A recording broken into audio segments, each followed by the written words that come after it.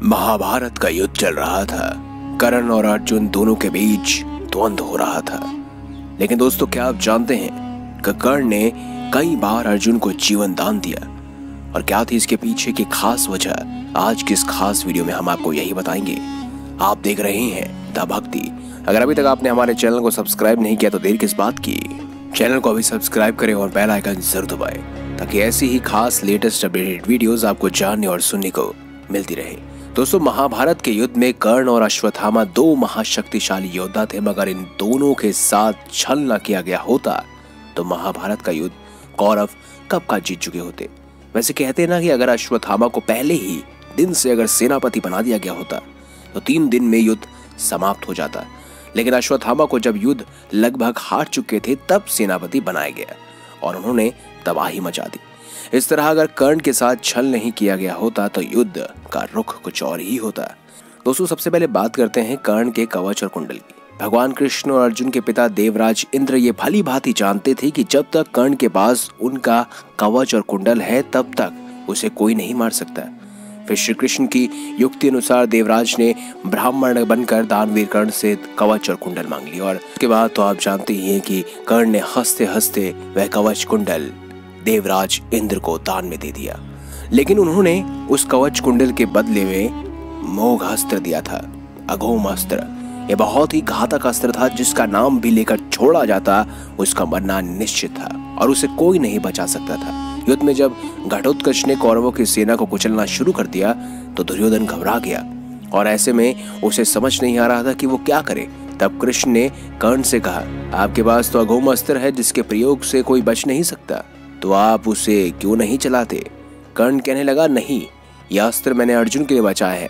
और उसके बाद जब कौरवों की सेना का संहार होने लगा, वह अपने दोनों हाथों से यानी घटोत्कच जब कौरवों की सेना का संहार करने लगा तब दुर्योधन ने किसी की नहीं सुनी और उन्होंने कर्ण से सीधे तौर पर कहा कि इस अघोम अस्त्र को घटोत्कच पर चला दो, अन्यथा हमारे पास कौरवों के पास कोई सेना नहीं बचेगी।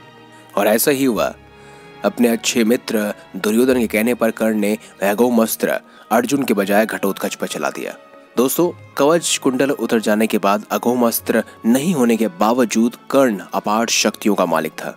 युद्ध के 17वें दिन शल्य को कर्ण का सारथी बनाया गया और इस दिन कर्ण भीम और युधिष्ठिर को हराकर कुंती के दिए वचन को स्मरण कर उनके प्राण नहीं लेता। बाद में वह अर्जुन से युद्ध करने लगता है। कर्ण और अर्जुन के मध्य भयंकर युद्ध होता है। जब अर्जुन बाण चलाते हैं तब कर्ण के रथ पर लगता है और उसका रथ दूर तक पीछे चले जाता है।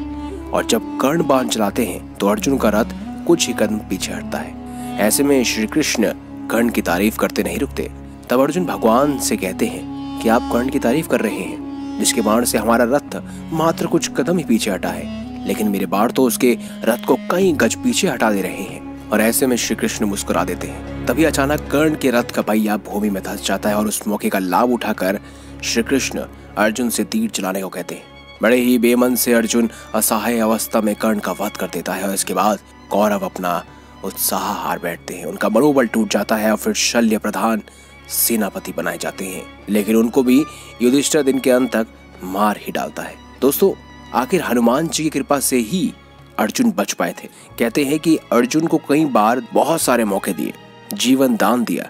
अब सोचिए कि अगर हनुमान जी अर्जुन के रथ की ध्वजा पर नहीं बैठे होते तो अर्जुन का रथ चकनाचूर हो जाता। ऐसा ही होता है जब वो आखिरी में यानी कि श्री कृष्ण और अर्जुन जब आखिरी में उस रथ से उतरते हैं और हनुमान जी भी जब उस रथ से उतरते हैं तो वह रथ चकनाचूर हो जाता है। तो सोचिए कितने बाणों को सहा होगा उस खास रथ ने। तो दोस्तों, अगर आज आपको हमारी ये खास जानकारी, ये वीडियो अच्छी लगी है तो इस वीडियो को लाइक करें, हमारे चैनल को सब्सक्राइब करें और ज्यादा से ज्यादा शेयर भी कीजिएगा। मिलेंगे अगली बार एक नई खास वीडियो के साथ। तब तक के लिए बहुत बहुत धन्यवाद।